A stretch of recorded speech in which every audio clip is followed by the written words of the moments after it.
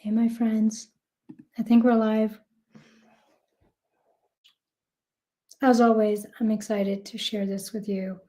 I put quite a bit of time and energy in this training. I actually considered breaking it up and making it a series, but I felt like it would lose something in doing that. So I'm doing it in one sitting. So today is about financial freedom. Today is about remembering, reclaiming that in the depth of you, you are coded for and wired for wealth. But there's a lot of crap that comes up that kind of like conceals that and covers it up. And that crap starts to constrict the flow, blocking your ability not only to see that radical receiving is literally your birthright, but it also constricts your ability to start to really experience your connection to wealth and be able to receive it. So today what we're doing is I'm really going deep into reclaiming and anchoring the truth of financial freedom in your body and your mind and your heart, so you can start to really experience a new way of moving through life. And you can stop second guessing yourself and sabotaging yourself.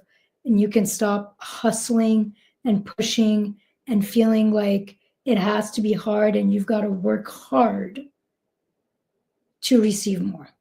So I'm going to share with you a story from one of my clients to really exemplify like the blocks, the stuff that's in the way.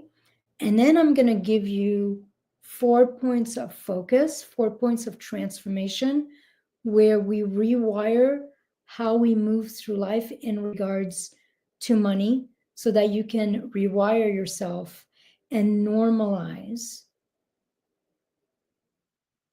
making and having more. Millions, to go along with the title of this live. Before we go deeper in how to rewire yourself and your life for wealth, in case you're new here, I'm going to introduce myself. So if you don't know me, hi, I'm Ilsa. It's really nice to have you here, and I hope you enjoy this training. Personally, I'm a total spiritual nerd. I'm a bookworm. I'm a nature lover. I'm a dog mama. I live in Boulder, Colorado with my husband and our 2 dogs, and I'm a little bit of a hermit. Professionally, for over 20 years, I've been a psychotherapist, an expansion expert, a strategist for entrepreneurs and leaders. I essentially marry neurology, energy, identity work with strategy to help my clients kind of tame any kind of internal and external chaos and rewire their nervous system, their brains, their bodies, and their businesses for easeful growth, for consistent results, for exciting and delightful new levels of financial freedom. And to do all that essentially without overwhelm, without second guessing themselves, without sacrificing what matters most to them or self-sabotaging themselves in the process. For me, a highly successful and deeply nourishing life and business kind of happens where emotional freedom, time freedom, and financial freedom converge. So that's what my work is all about. And if you'd like to experience this transformation for yourself, check out the description of this video. I've put like 2 or 3 ways for us to dive in deeper, some free, some paid. Okay, let's get started. Today is all about shifting your relationship to money, to wealth, and recoding yourself so that you can make millions if you wish. Now, let me say this. Today isn't actually about making millions. I just like that title because it's catchy.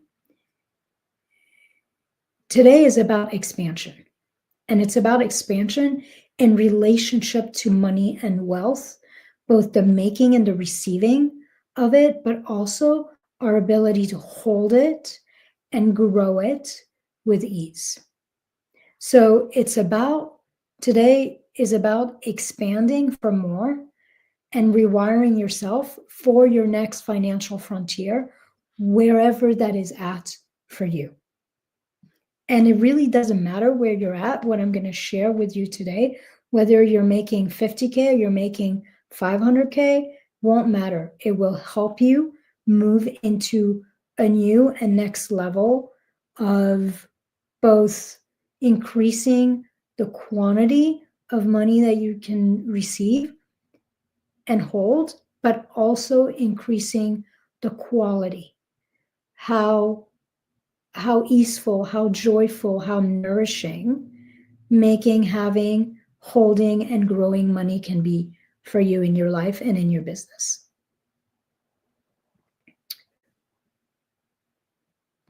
Today, I'm going to help you become aware of the wounds and the blocks in your nervous system that you might have around receiving and having more.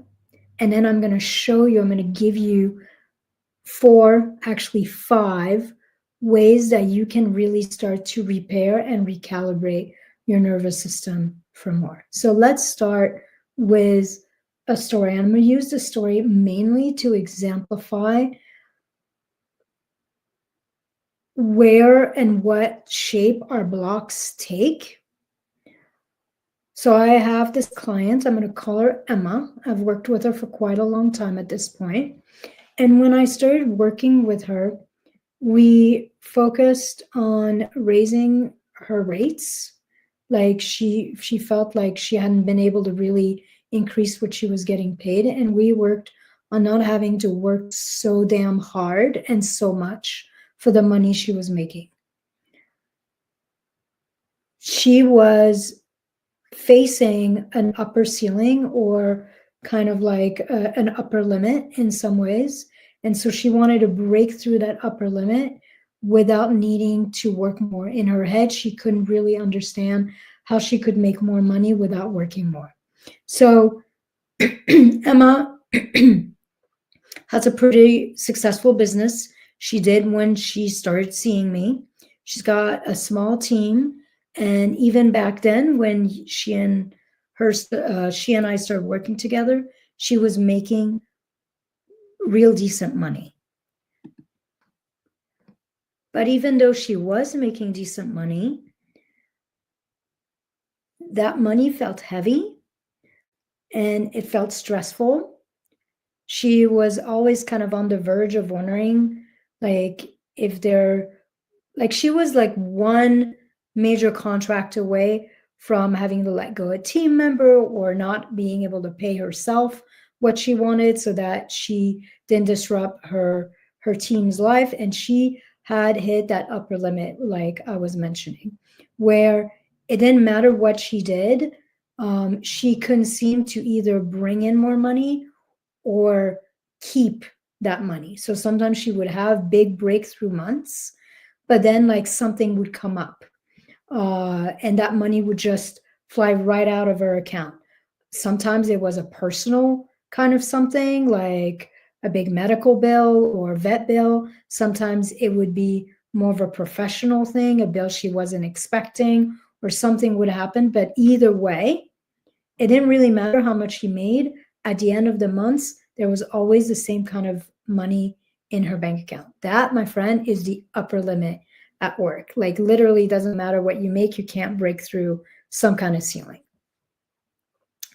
When I hear a client or someone come see me and they're talking about some kind of plateau, they've reached some kind of plateau, and no matter what, they kind of always find themselves in the same space, then I know that that is some kind of nervous system block around having more. That for some reason, more doesn't feel safe to that person, or they don't feel ready or worthy for more. And so they block it. Either they block it by not being able to bring in more, or they block it by not being able to keep more of what they make. sometimes that block, that nervous system contraction, is a fear. Like a fear that if we bring in more clients, we're going to lose our freedom or our time with our family. Sometimes it's a fear that more money is going to equal more responsibilities. It's going to equal more chances of people being unsatisfied, of us not doing a good job. Sometimes it's that we feel guilty. There's some kind of unconscious programming in there that we're not even really aware of, where we feel ashamed or guilty about making more money than our parents, or there's a fear that the family system is going to reject us, that we're not going to fit in anymore, that we're going to be judged, or we're going to be an outsider to the family system. Sometimes it's around visibility, like a knowing in here that if we need to reach that next level, we've got to step into a next level of visibility, a next level of authority, a next level of really owning and claiming our power.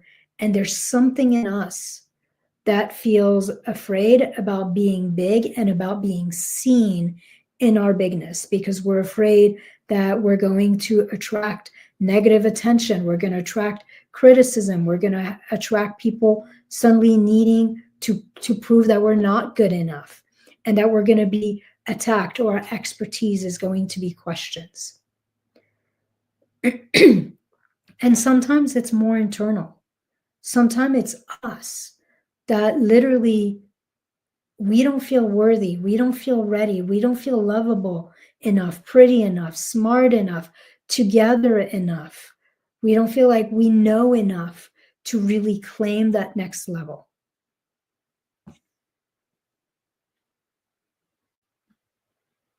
And a lot of the work that I do oftentimes at the beginning is figuring out what's in the way, figuring out what is our own unique flavor of block, contraction, wounding that lives within us and is literally sabotaging our growth, sabotaging our progress. Like nervous system work at the beginning is a little bit like a treasure hunt. We are looking for the exact combination that will unlock our sense of feeling safe, our sense of ease, of worthiness, so that we can allow money to flow without feeling like we have to sacrifice ourselves, and without creating some form of resistance that leads to self-sabotage.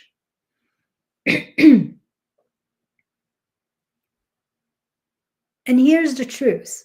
And this is why I start with the blocks, because you can try and master all sorts of strategies in your life, in your business. You can work really hard. You can do the outer work and the inner work. You can do energy work. You can journal. You can visualize clients coming to you easily. You can visualize making a whole bunch of money.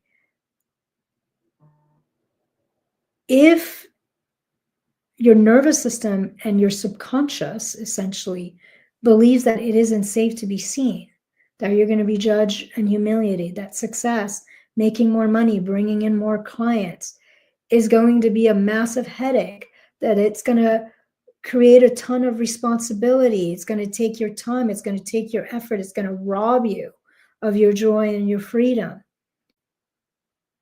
Literally anything that you do will not work. If something in you believes that you can't succeed simply by being you, that you have to prove yourself, you have to improve yourself, that you have to work harder, that you have to become someone else, some part of you is going to shrink, some part of you is going to constrict and literally create an armoring against having more. And then the last piece that comes up oftentimes in terms of a block is around money itself. Some deeply anchored belief that money is bad, or that money will make us bad, that money will turn us into a selfish or power-hungry person, that people we love will turn against us, that in some way money will make us an outcast of some sort.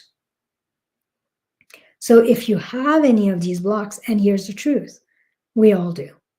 And oftentimes we have multiples of them. You can do everything right.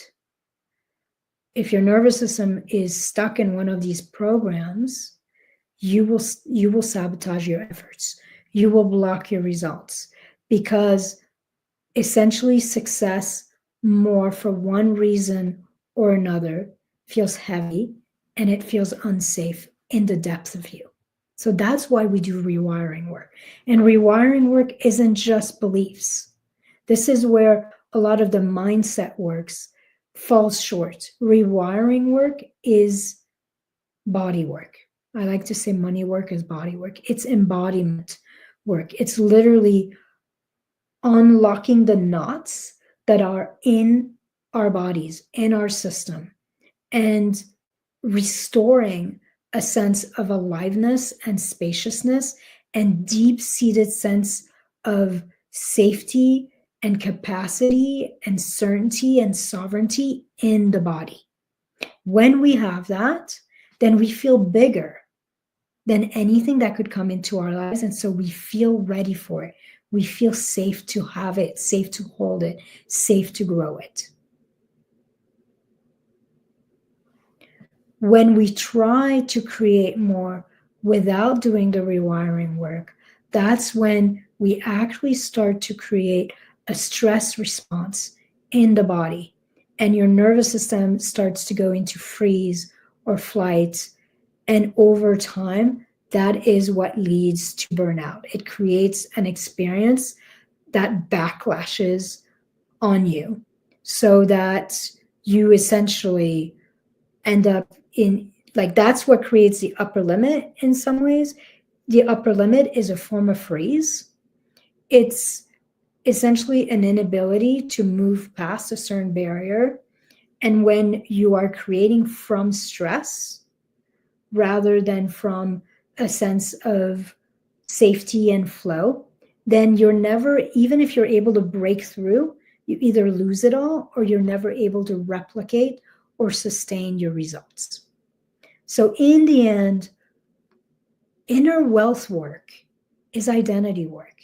You can't put 50K you in a 500K reality and be able to hold it and replicate it and sustain it in a way that will not trigger your nervous system into a full shutdown. Just like you can't put a 5-year-old in her mother's high heels or a 5-year-old behind the wheels of a Ferrari and expect really easeful and wonderful results. Essentially, we have to grow into our next level. And for a lot of us, we think we strive to reach that next level, figuring that when we're there, we will figure out a way to fill those shoes, so to speak. And for some of us, that happens, but it comes at a heavy cost. The better way, the faster way to do that is actually to grow our own feet before we step into the shoes. Like to essentially really grow our sense of identity, our sense of safety, our sense of capacity, so that that next level we want feels like no big deal.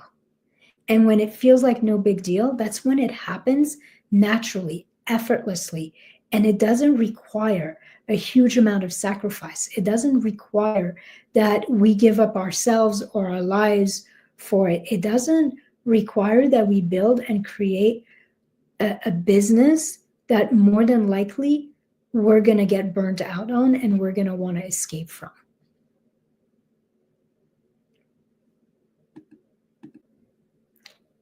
Because at that point, then your identity is in resonance with the results you want. Your identity is a match, both in terms of your belief system, but also in terms of your embodiment, your biochemistry, like your sense of internal nervous system capacity, you are literally a match for that next level. And so at that point, things start to flow. It feels simple. It doesn't feel like climbing a damn mountain or having to carry a heavy load anymore. So let's go back to my client, Emma. So when I started working with her, I wasn't really sure what were the blocks that were creating that upper limit for her. And I think it was maybe in our second session, maybe the third, but I think it was at some point in the second session. She said something to me like, I don't really want to be rich. I don't need that much. I just want a little more. I want enough that there's a cushion and I can be comfortable. And then when she said that to me, it kind of hit me, like there was something about the way she said it. And I asked her, how come you don't want to be rich? What's wrong with being rich? How come you don't want more than enough? And it took a little while, like she paused, she kind of looked at me, she was kind of confused about my question. And then she said something along the line of, well, I do want more than enough, but I don't need to be like rich. I don't want to give up my life for money or be like those people whose entire life and everything about them is about money. Their whole identity is money. And so at that point, like we explored that, and there was kind of like three things that started showing up for me. First, she was denying a desire that she actually had, because she and I started out in a session that I called Wired for Wealth. And one of the first things that she said to me in that completely initial session, before she was truly a client of mine, was, that's what I want. I want to be like completely rewired so that wealth is easy for me. So that was the first thing. She was denying an actual desire that she has to be wealthy, probably because in our culture, we are conditioned to feel shame around wanting to be rich, especially if you're a woman. Then there was a second thing that came up in that conversation. She had some kind of belief that to make a whole lot of money, she would have to give up her life in some kind of fundamental way. She would have to give up what matters most to her, or sacrifice her life in some fundamental way.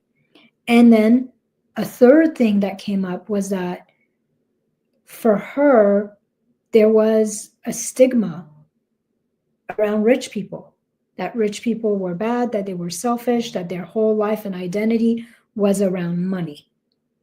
And that in some way, people who made a whole lot of money had lost their way. And so there we were at the core of it. Three main contractions in her nervous system that we started with. A fear that it was going to take too much sacrifice to make more. A second fear that it isn't safe or it's selfish to want more. And then a third fear that if she became rich, in some way she would lose her way, or she would be seen in that way by her people, that she would either abandon and betray herself and what mattered most to her, or she would be abandoned by the people around her who would see her that way.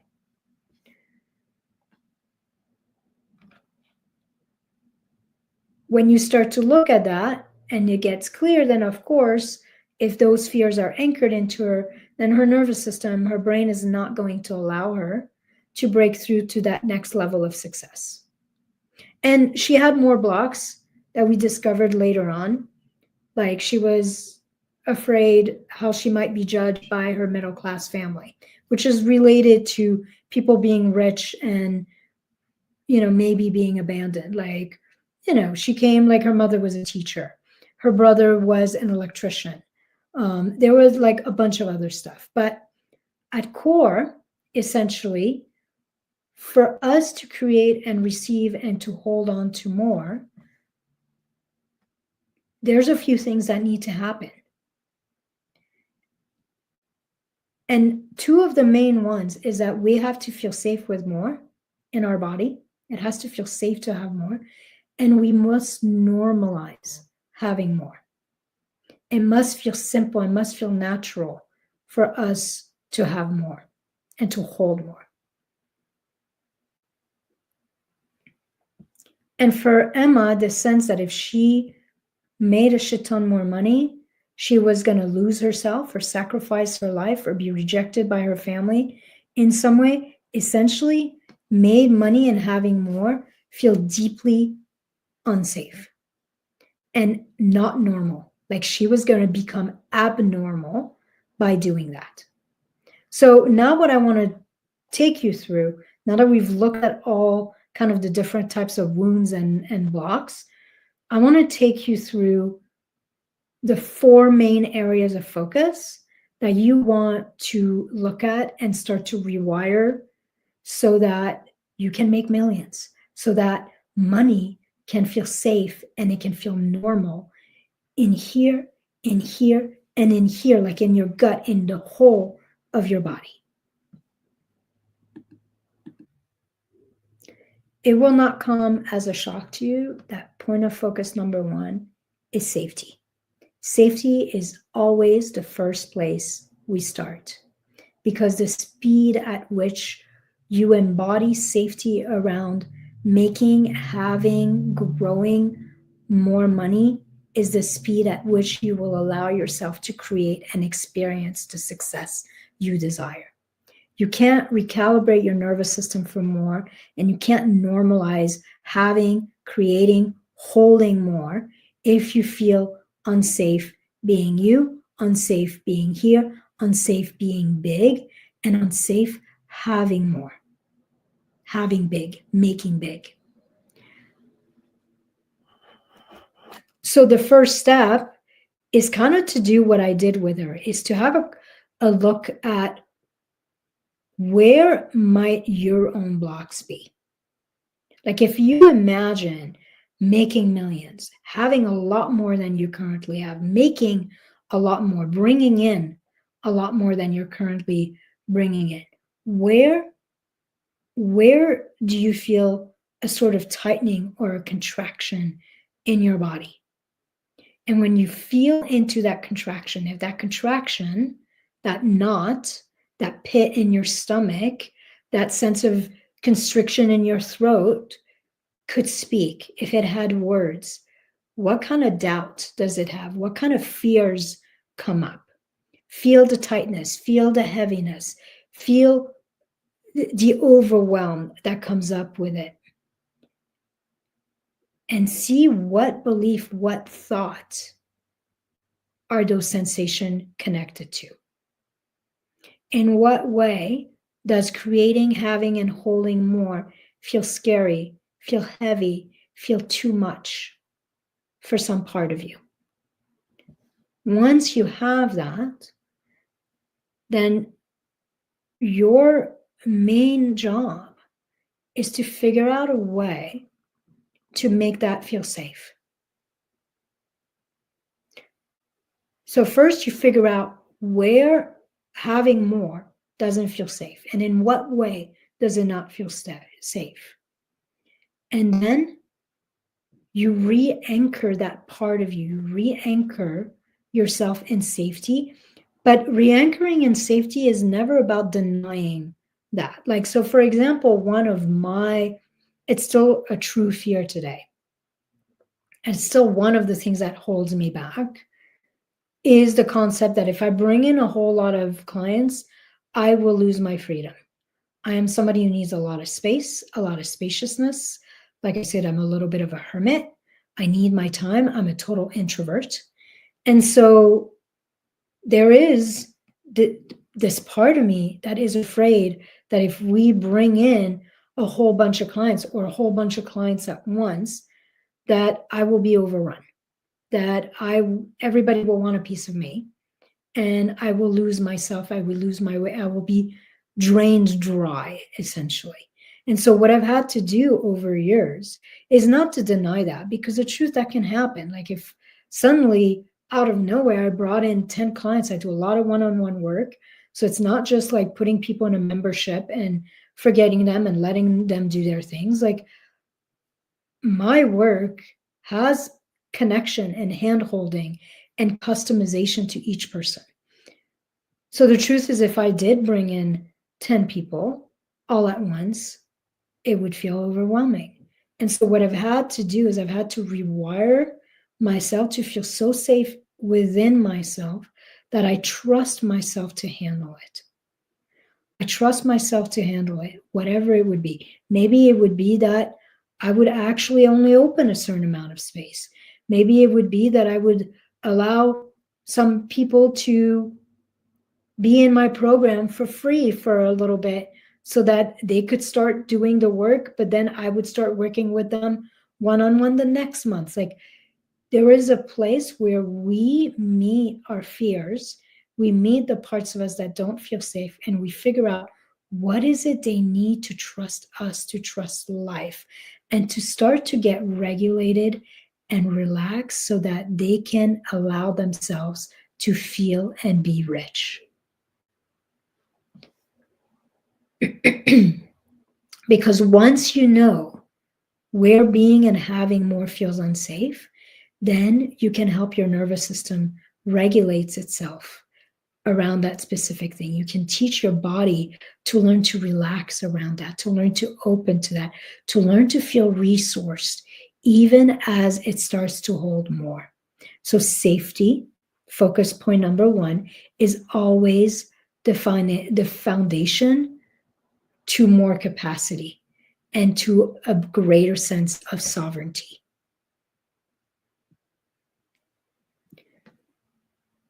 Second point of focus. So once you have discovered where more doesn't feel safe and you have figured out what you need to do to really rewire yourself and anchor yourself into the unwavering, unmoving ground of safety and reestablish trust,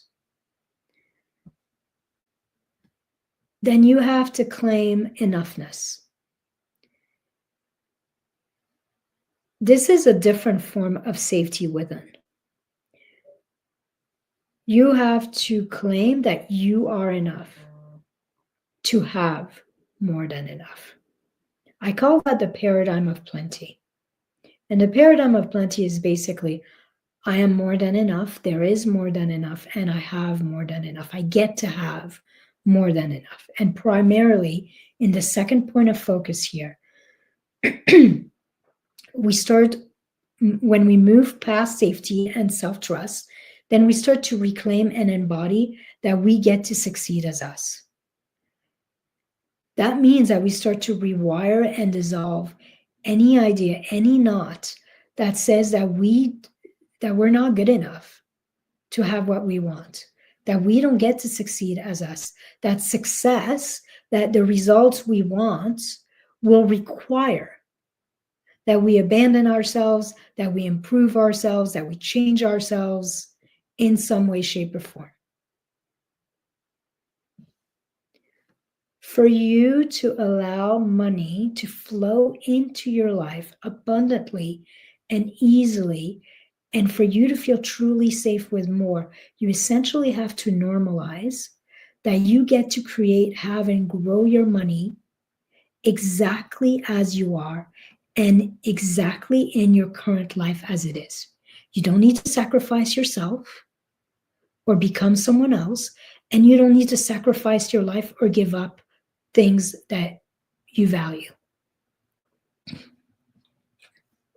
Essentially, nothing needs to be denied or rejected or improved inside you or in your life for you to have the capacity to hold more. You can be a mess and make more money. You can dress as you dress. I literally do not own high heels. One of the jokes is that when I buy a piece of clothing, I always ask myself, is this comfortable enough for me to sleep in? And if it isn't, I don't buy it and I don't wear it. I don't wear makeup. There was a certain way that I had to decide that I could succeed as me. I didn't need to be prettier. I didn't need to change my voice.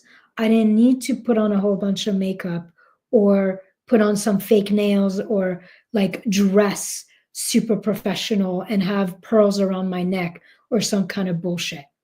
I could succeed as me and I could succeed in my life exactly as it is. And so part of what you're doing in this second point of focus is you're looking at all the ways that at some unconscious level you are believing that you are not enough and you're going to have to change yourself or give up aspects of your life for you to succeed. And you get to reclaim and re-anchor that you can dress the way you want, you can look the way you look, you can have your current family. It doesn't matter if you've got a bunch of family members who've never went to college, if you've got a sister who's a drug addict, if like none of it matters. It doesn't matter if your kids are a mess, if your marriage is falling apart. None of it matters. Your weight doesn't matter. Your look doesn't matter. Your level of education does not matter. Your accent doesn't matter. Your age doesn't matter. You get to make more money exactly the way you are and in your life exactly as it is. No need to improve yourself or prove yourself. You are enough and your life is exactly the way it's supposed to be for you to make more money. You have everything you need. You were designed to make more money exactly as you are.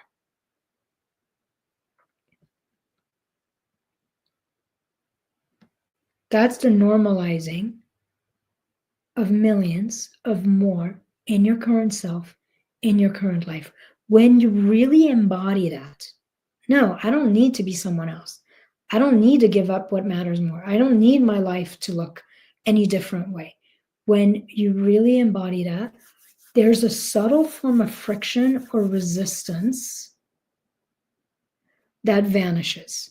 That's when imposter syndrome vanishes or starts to dissolve.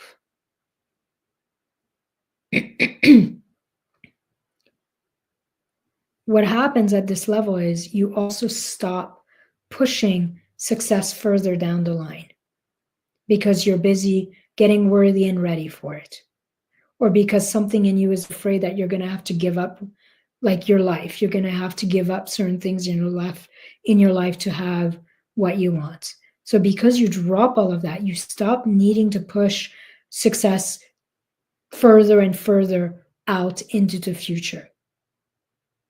And you stop resisting it because you stop fearing that you're going to lose yourself or you're going to have to sacrifice your life for it. So that's the second piece. You really claim that you were designed perfectly for what you want, for that next level, and that your life doesn't need to change in any substantial ways for you to make more, have more, hold more, grow more now. Third, points of focus. So point one is we find safety and we make safety our foundation. Then we anchor that we in our life are ready and worthy now. Then the third area of focus is we have to shift our relationship to money itself. So the first thing I want you to notice that step 1 and 2, or point of focus 1 and 2, are sort of both around safety. It's safe to be me. It's safe to be here. I get to have what I want. I get to trust myself.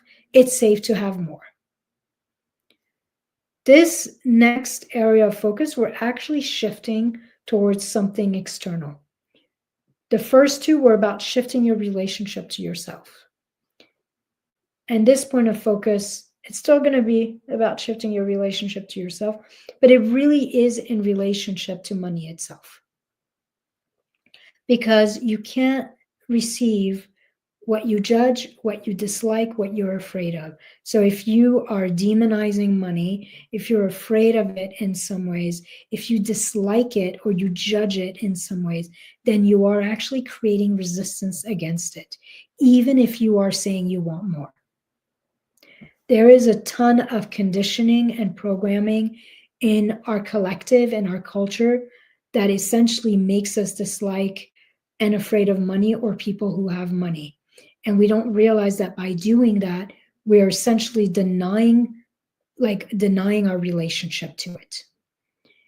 And as much as our culture actually seems to worship money and put everything around money, it also demonizes it and has a disdain for it and for people who have it.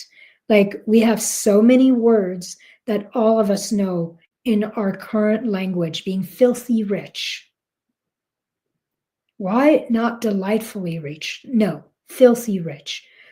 Seeing money as the root of all evils, seeing money as the opposite of spiritual, seeing people who have money as being greedy or selfish or power hungry, or seeing money as a form of exploitation. And it has been used for all of those, but it's actually not about money, it's about us.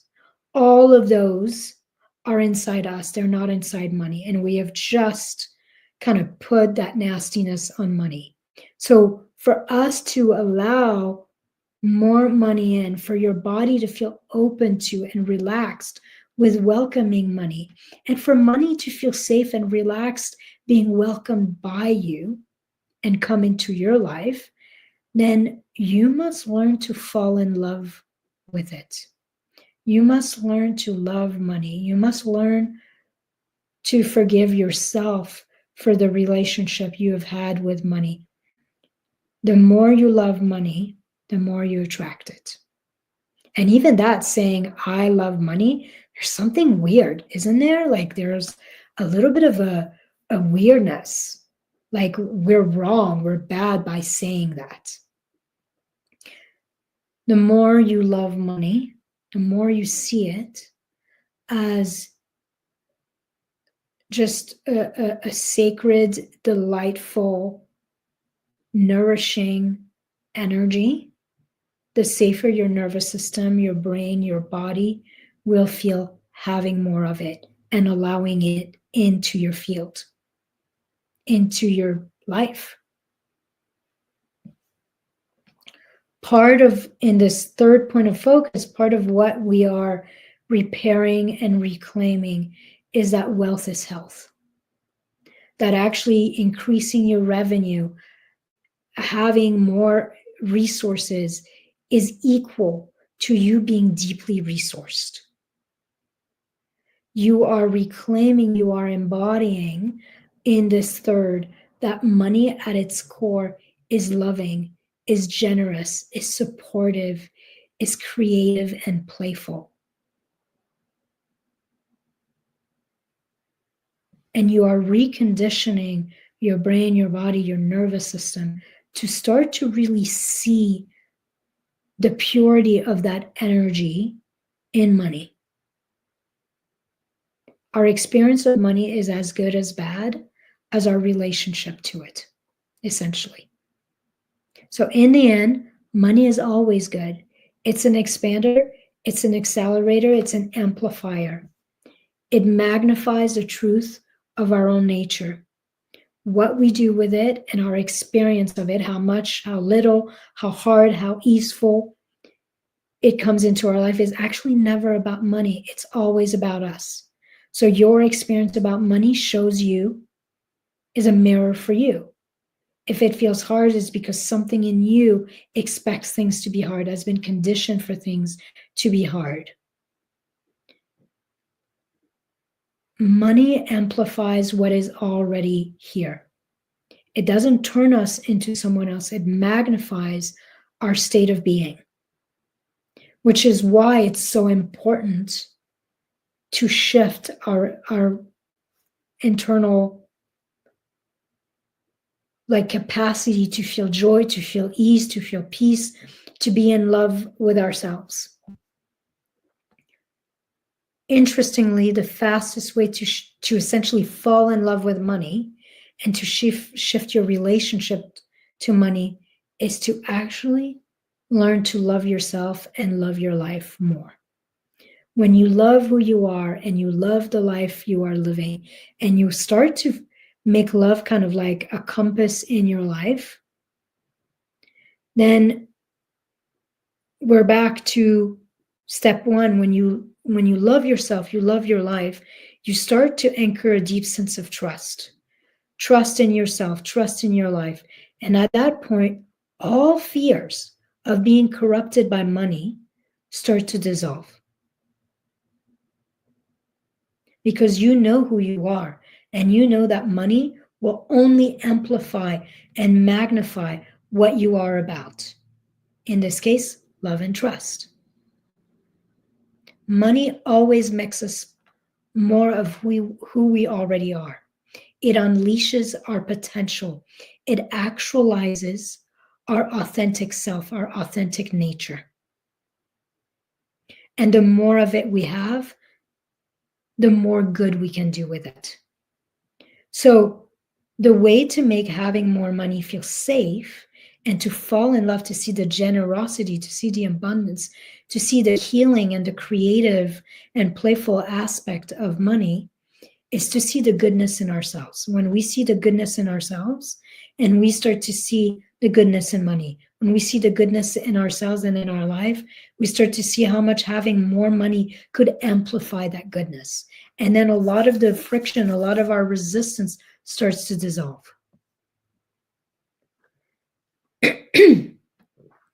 When you feel deeply safe with you, deeply safe with life, deeply safe with having more, then you feel deeply safe allowing money in, so that you can create more safety. Truly abundant people do amazing things with money. It's people who are stuck in scarcity, self-scarcity, collective scarcity. Those are the ones who exploit and abuse their power around money. Money is never the issue. It's our scarcity mindset and our deep fears of not enoughness that are the problem. As conscious leaders and visionaries, through this work of feeling the goodness in ourselves and starting to see the goodness in money, not only do we actualize our own potential, but we also restore the soul of money.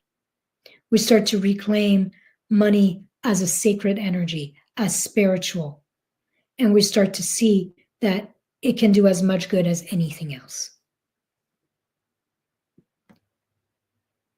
When you fall in love with you and you start to fall in love with money and the goodness of money, you start to see that money is actually an extension of source. And that the collective actually needs good people to make good money so that we can do more good with it. So that's number 3. Number 3 is really starting to reclaim the goodness inside yourself so that you can see the goodness in money and you can start to fall in love with having more money. You can start to fall in love with the energy of money itself. So now point of focus number 4. So once you've restored safety with more, you reclaim that you and your life are ready and worthy now, and you've fallen in love with money a little more, and you've restored your faith in what's possible with more money, then the last piece of this is to shift your relationship to desire and wanting. Just like money, desire has gotten a bad rep, but desire is actually the language of your soul. It's where soul and the creative flow meet and connect and essentially actualize beautiful things in the world. Your desires are not just your own. They are literally life's desires for you. I like to say that your desires point to your destiny. So in this final step, we must fully own our deep desire for wealth. And you have to learn in an embodied way, excuse me, to move past any shame that you have around it, any resistance to claiming fully that you love money, that you want money, that you have a desire for more. And oftentimes we shy away from claiming that. We're afraid to claim that because we're afraid of being judged, or we're afraid of being either abandoned, or even we're afraid of being disappointed. What if I claim this desire and it doesn't happen for me? So that last piece goes beyond money. You have to essentially remember, reclaim, re-anchor inside you, in the depth of your body, not just up here, that there is nothing wrong and nothing bad with wanting more, with wanting to make millions. And I have to tell you, I'm still working on that one. That is still something, like, how do I know? Because when I talk about loving money, there's a little something that comes up for me. That's how I know that I don't fully claim and own my desires. Or when I talk about making millions, there's something that almost wants to shrink a little bit inside me. I notice that. I offer love, I offer support. I figure out from within what this part of me needs so that I can normalize feeling really safe saying, not just thinking it, but saying, I want to make millions.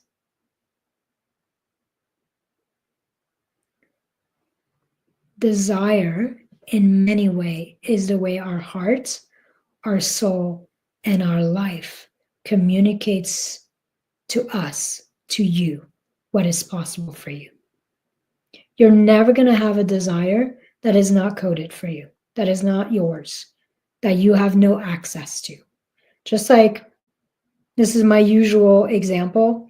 I'm 4'8", 4'9" on a good day with the right shoes. I've never desired to be a professional football player or basketball player. Fundamentally, what you desire actually is life letting you know that you're coded for, you're designed for it, you're destined for it. Desire is a fuel, it's an aliveness inside of you, and it is extremely powerful. So at this state, in this fourth point of focus, you learn to fall in love with desire itself, and you learn to trust your desires. Wanting to have more than enough, does not make us sellouts or greedy. It doesn't mean that we're not deeply spiritual. It doesn't mean that we've lost our ways. On the contrary, it actually anchors us in aliveness. It fuels a creative impulse within us, and it propels us forward towards our actualization. Everything in creation has one primary purpose, one primary passion, and that is the full emergence of who you are, the full emergence of your self-expression. Desire is how you get there. What you desire shows you your next level of self-expression. And when you really move from your desire and you trust your desires and you move towards your desires, you are literally in alignment with your destiny. That's when those upper ceilings start to dissolve, because you basically stop giving a shit. You stop giving a fuck about other people because you know that this is your divine design. Your desires show you your divine assignment, and you follow it. Here's the truth. How do I know that you're destined to make significantly more money? Because you're watching this video. This training is called Making Millions, Rewiring Yourself for Financial Freedom, or something along the lines. You would not be interested. You would not be watching this if literally your soul was not coded for that. Your desire points you to what is yours, to what you have to claim, to what you have to reclaim, to what you have to move towards and move from to really actualize the fullness of your self-expression in this life. It's actually not about the money. It's about you. It's about being the fullness of you. Money is just a happy ripple of that. So your desires, when fully and unapologetically claimed, they become your destiny. Without desire, nothing would ever have been innovated, created, or accomplished in the collective. Desire is literally the fuel that creates growth. Your desires are your map, and it's what you want to use throughout your life. So don't demonize them. Don't try to stifle them. On the contrary, use them like a sacred GPS, like a compass. Turn towards them, own them. Make them your fuel. Move from them, move towards them. And when you do that, those upper ceilings, and you stop giving a shit, you stop holding yourself back, you literally allow the aliveness of your desires to give you courage. Then all those upper ceilings start to dissolve, start to thin out, and you're able to break through, and you're able to hold more because you trust yourself, because you know that you're here on purpose. You're here on purpose because that's what you were meant to do. How do you know? Because that's where you are and that's what you desire. By the way, last week I did an entire guided practice on activating and embodying desire, the power of desire. So if you didn't listen to this and you feel called by really meeting the force of your own desires within you, then I want to invite you to go back, look for the last training I did a week ago, and use that practice to really come into the aliveness of desire within you. So those were the four things. Let's do a really quick recap, and then I'm going to give you one last thing. Thanks for being here. Still, I'm going to give you one last thing to really wrap all of this up. So the four points of focus that we use to rewire ourselves from millions are: one, you find a ground of safety with creating, receiving, having, and holding more. And you start to normalize in your body and in your brain that more is safe, so that more can start to feel comfortable and natural to you. So that making millions can start to feel comfortable and natural to you. Safety is always the foundation. Look for where there is fear, where there is resistance, where there is doubt, and start to really re-anchor safety within that. The second point of focus is decide and recode yourself to feel deeply ready and worthy of having and holding more exactly as you are right now, and declare that your life is ready for more and has the capacity to hold more exactly as it is. No need to wait, no need to prove yourself, no need to improve yourself in any ways. You get to succeed now. You don't have to give up anything. You don't have to become someone else. Your life and who you are is literally designed for more exactly and completely as is. That's the second point of focus.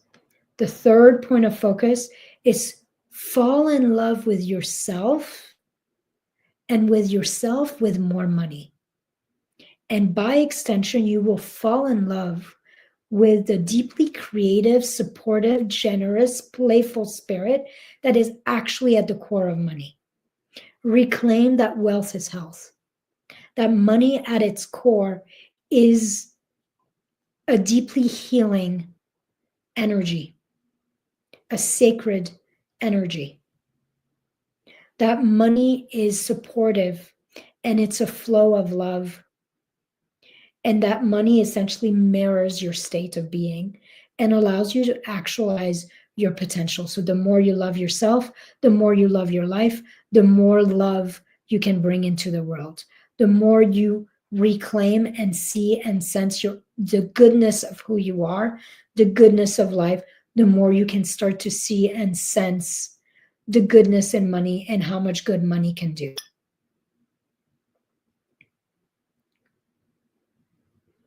The more you feel that way, the more you are able to welcome money into your life, and the safer money feels being welcomed in your life. Money will always help you amplify your potential and actualize your potential. It magnifies your most authentic self-expression. And because of that, it is actually a gift from creation and of creation. So that's number 3. Love. Love is number 3. The 4th point of focus is desire. And seeing desires as the breadcrumbs that your life puts in front of you, in you, to show you not only what is possible for you, but what you were specifically designed for and destined for. And in this 4th level, we essentially fall in love with desire itself. We claim deep in our bones that there is nothing wrong and nothing bad with wanting more. And we come at a level of peace and presence with our desires. We see them as the sacred teacher, the sacred allies that they are. We start to trust our desires because we know that there are actually life's desires. And we move from them as well as to them. They become our compass, our roadmap, our point of aliveness within us. And they help us create the most luscious and aligned life and business. Your desires are soul-given and they're soul-driven.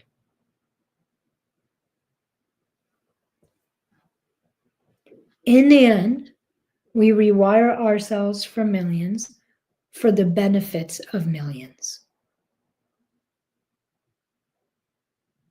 Because as I said, the world needs really good people making really good money so we can do a shit ton of good things with it. Now I'm going to give you one final point of focus, one final step to making millions. Once you feel safe being you, being here, wanting more, once you feel safe with money, once you can see that wealth is health, that money is actually an agent of peace, of love, of creation, then the last piece of the puzzle is for you to actually declare it, to decide that it is so, and to dedicate yourself to building wealth. This is the last little piece of both embodiment and execution. So when you let go of being afraid of making a shit ton of money, and you start to declare that you want more money, no shame, fully own, I want more money. And if I want more money, that means money is good for me. That means life wants me to have more money. Then the next step is to start to take aligned actions, steps that you need to create and to grow your wealth without apology. So you decide and you declare that wealth is not only your desire, but it is your birthright, it is your destiny, that it is good. And then there's a dedication. Once that's embodied, once that's claimed in here, then you dedicate yourself to showing up in a way that honors that truth. Wealth is good, and it is my destiny. you decide that, and you decide that you're going to live your life and make choices that honor that. The word decide comes from the same root as incise. When you decide something and you really decide it and you declare it, it means that you cut yourself off from any other option.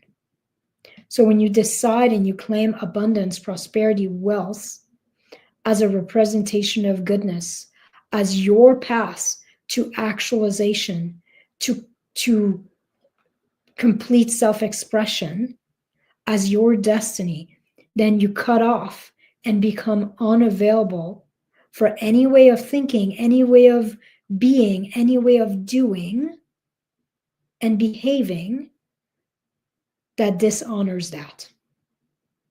And my friends, step 5 is the hardest one of them all, because step 5 is where you see how much of the rewiring, the reprogramming, the recoding has actually been done. When you struggle to ask for what you want, when you struggle to claim, when you struggle to grow with money in that way, you know that you haven't fully done the first 4 steps, that there's still resistance, there's still friction, there's still a certain level of armoring against really making money not only a journey, but a destination. So that's the final step. You decide, you declare it, and then you dedicate your life to showing up internally and externally in a way that creates the wealth you desire and deserve, and by extension, the goodness that you desire and deserve. That means that you commit to showing up powerfully, to executing whatever strategy, whatever plan you have consistently, even if it's uncomfortable, even if you don't feel like it. That means that you do the regulation, the rewiring, the expansion work in here that is needed to continuously dissolve more and more of these contraction, of these knots, more and more of any remnants of shame, of guilt, of judgment, of unworthiness, of doubt, of scarcity and lack. That's going to pop up along the journey, because I guarantee you, every time you reach a new level,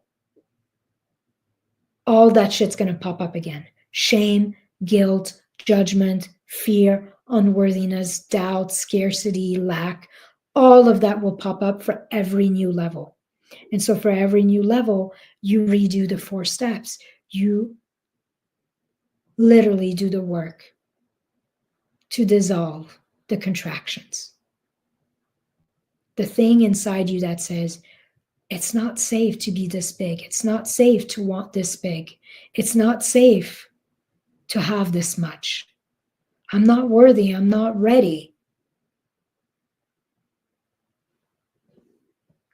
You essentially dedicate yourself to actualizing your vision.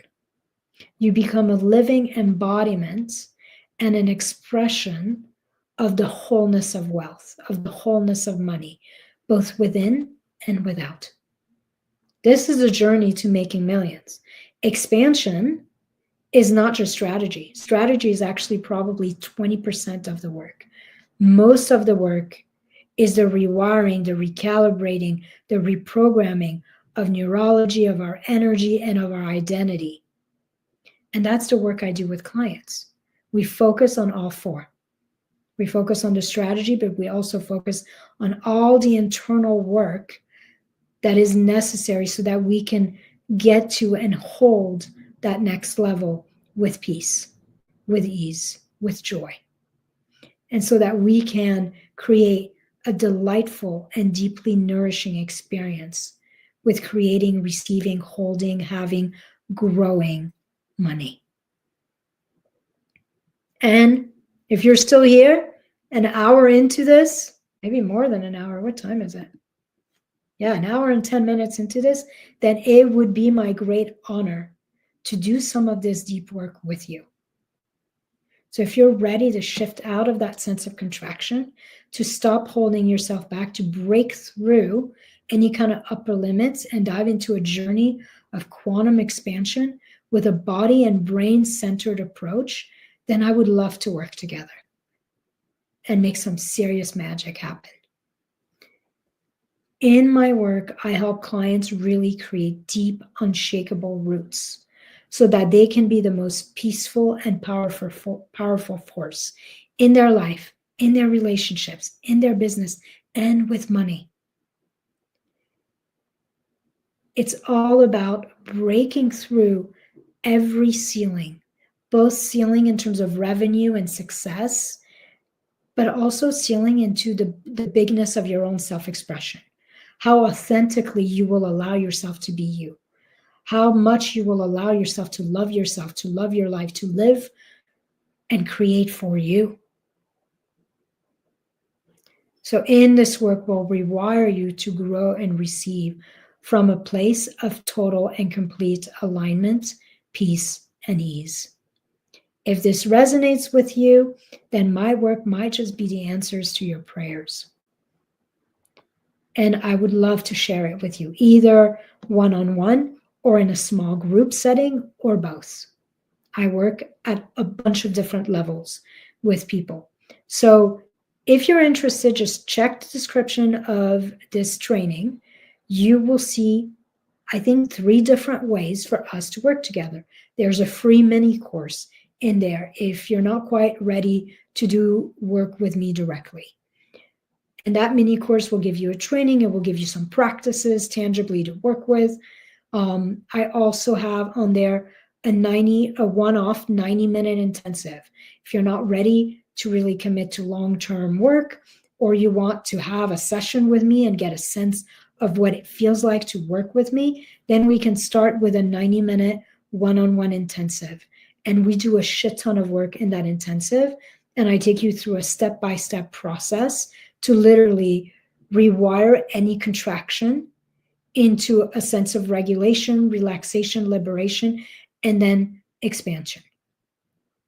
Or if you're ready to dive in and you want to find out about how to work with me on a more longer term than just one session, then I have a free 30-minute, sometimes 45-minute chat that you and I can go in, where we will literally decide on the best way forward for you, which of my packages work best for you, both in terms of how you learn and also your budget. And we will figure out and make sure that we put together something, even if we have to customize it to you, that fits you and gets you what you need so that you can fully rewire yourself for wealth and we'll create a map to millions for you. And when I say millions, yes, it's about money, but like I said, it's about love, it's about self-expression, it's about liberation. It's about living at the fullness of you and the fullness of your actualization and self-expression and self-expansion. Truth be told, money is just a happy ripple of that. It's what happens when you're fully actualized. All right, guys, I've taken way more than what I should have in terms of your time. If you're still here, I love you. Thank you. I hope to work with you if we don't already work together. And I will see you next week.